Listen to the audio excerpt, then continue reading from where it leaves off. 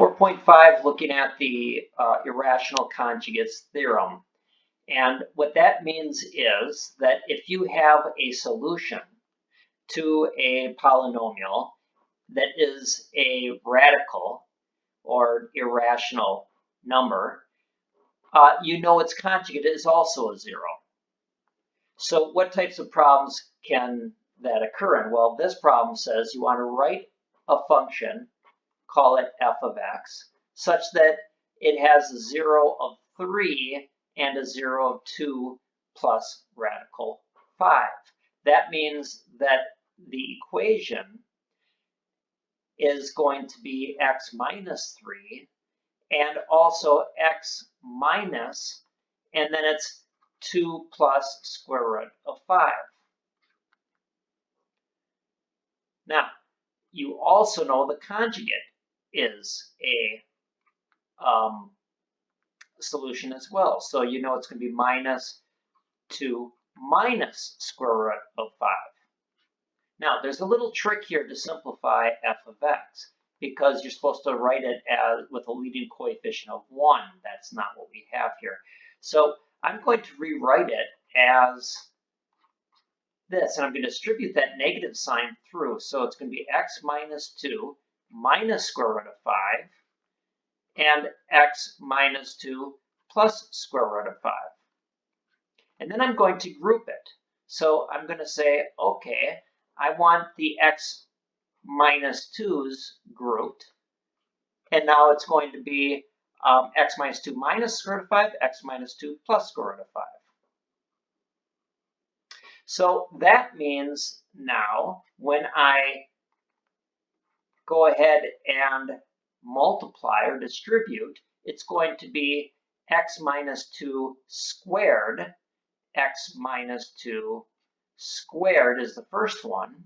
And the second one is going to be this one plus this one, and those actually cancel, right? Negative radical 5 times x minus 2, positive radical 5 times x minus 2 cancel. So now I'm only focusing on that last one, which is going to be a negative 5.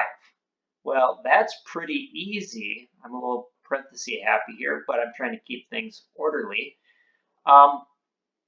And I want to make sure, whoops, this one's a little bit extra. I'm matching the parentheses. This is one pair and that's another pair, so I have enough now. So at this point, I can go ahead and continue with expanding these polynomials. And so this is x squared minus 4x plus 4. Be careful not to just distribute that 2 through. That's not correct. It's x minus 2 times x minus 2. And then minus 5. And you can see that this whole thing whittles down pretty nicely.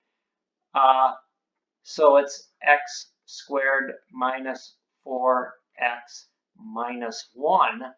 And then what you want to do is basically keep going with this. Now I'm just going to distribute through and do a vertical format here. So x cubed minus 4x squared minus x. And then this 3. Now I'm just going to line up this with it here. Negative 3x squared plus 12x and plus 3. And then I know that my f of x equals. Notice that all of my f of x's are equal. And I'm trying to keep this nice and orderly, even though my handwriting isn't very pretty. I'm still trying to keep it somewhat orderly. So when I expand that down, it becomes x third minus 7x squared plus 11x plus 3. There's the coefficient of 1, and that's a polynomial. So again, what did I do?